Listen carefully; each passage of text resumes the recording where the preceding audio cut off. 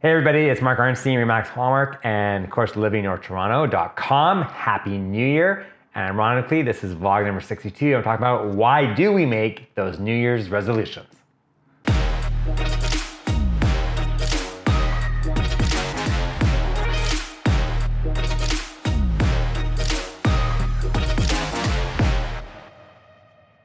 So every January 1st, you're at a party, you're with family and friends, and the big question of the night always becomes, what are your New Year's resolutions going to be?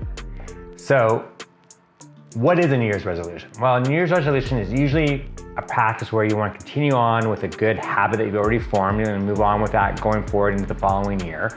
Or the idea is that you want to make a change, something that's not working well for you, whether behavioral change, accomplish a personal goal, or otherwise really want to make a change of something you want to achieve for that particular year. But a lot of times they usually tend to have a negative connotation to them because that's usually what we tend to focus on most as a society. So my question is, why do we wait until January 1st to want to do this? And if you think about it from a business perspective, if you're running a business and your business is going along really smoothly, it's being very successful, all of a sudden a problem arises, are you gonna wait until the first of the year to fix that problem, or are you gonna deal with it head on and change it right away? And the answer, I would think, for 99.9% of us is you're gonna take it on and change it right away rather than wait to the first year. So my question is, why don't we do that with life? Why do we wait until January 1st to want to make all these changes in our lives? Okay, so don't get me wrong. I wanna make a point here is that even the good things in life take work and effort to maintain those things that happen on a consistent basis throughout the course of a year. But what tends to happen is, as we make up our New Year's resolutions, we tend to focus on the things that are typically negative or things we really want to change the most, like exercise more, or in some cases, exercise less, John. Or we want to change, our diet, we want to work more, work less maybe, we want to spend more time with family, or maybe sometimes less time with family, depending on how much you love your family or not. But the point of this all is that we want to make some kind of drastic changes that we think are going to have massive impact in our lives. All right, so for those of you who know me well, you heard me speak about my weight loss journey in the past and some of my vlogs from a long time ago. But for those who are watching maybe for the first time, let me give you kind of a quick synopsis of what happened. So this is back in 2014. We were away on a family vacation down in Mexico, and I was taking a picture with my wife and I was standing sideways. Now, because it's 2014, not like the olden days where you would go home and you wait till the trip was over, take your roll of film, take it off to your local drugstore or photo place, and wait for your pictures to get developed and then see all your pictures. Well, because in the modern world which we live in, everything is instantaneous now. And so of course I saw the picture on my phone right away and my mouth pretty much hit the floor and I was completely embarrassed and disgusted in what I saw.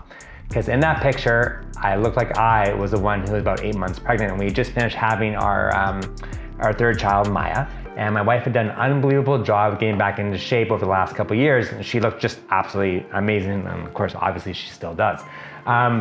The point is, I was furious at myself, and my wife calmly talked me down and she said, Mark, it's okay, you can fix this. You have the desire, you have the want, just go to the gym that I'm going to. It's right up your alley, you don't have to think about it, it's all class-based, and it'll help you get back on track to where you want to get to. So fortunately, we were leaving the next day, and as soon as I got home, I went back and joined the gym the following day, went for my first workout, and I'm really happy to say that 8 years later and 70 pounds lighter, at the ripe old age of 51, I'm in the best shape of my life. So the point is, I saw a problem and I wanted to fix it. And not that it was a resolution because it was January 1, and it was around the New Year's time when we were down there, but it was more like, oh my God, I just saw this issue and now I knew I had to make a change, and what was I gonna do to go about that change to make it happen that I could follow through with it and put it all into action. So here are my suggestions. Rather than waiting till January 1st to make a change in your life and make a New Year's resolution, if you see or you feel there's something going on that you wanna change, deal with it head on, deal with it right away. So I suggest doing this is once every 2 weeks, once a week, once every 30 days, whatever you think is the most appropriate amount of time you want to have to do this. Sit down with a piece of paper and a pen and make a list of the 5 most incredible things that are happening in your life. And make a list of the other 5 things that you want to change in your life. Now, of the 5 things that were amazing, write down a couple notes next to each one of the reasons as to why those things are going so well for you. And on the list of the things that you want to change, now prioritize them from a highest to lowest. So you have number 1 is going to be the thing you want to change the most, the number 2, number 3, number 4, and number 5, okay? Now, once you've done that list, take the number 1 thing and look at your notes of the things that are working super well, and then apply those to that one thing you want to change the most, and then take the next week, 2 weeks, or 30 days, however you're going to go about in between your gaps, and figure out how you're going to make change to improve that one item.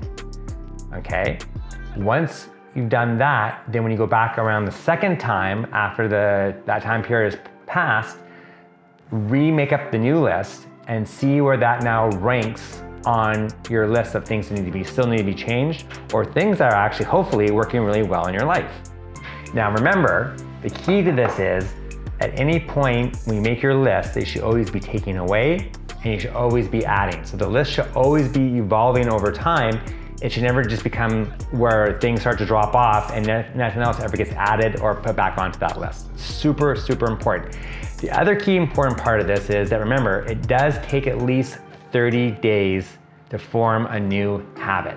Things do not happen overnight. It takes time, and it takes the biggest word I can ever mention in this whole entire process, which is consistency. If you're consistent in the actions that you take to make that change, it will come true for you.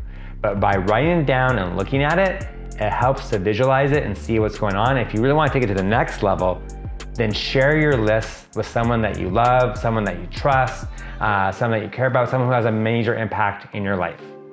And remember, have some fun with it, right? Because life is too short. So don't make it all about negativity, make it all about positivity, okay?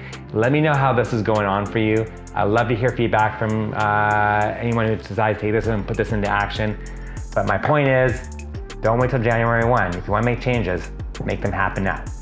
Otherwise, thanks for watching. Remember to subscribe to our YouTube channel, follow us along on social, take care, make 2022 the best year ever, and we'll speak to y'all soon. Bye-bye.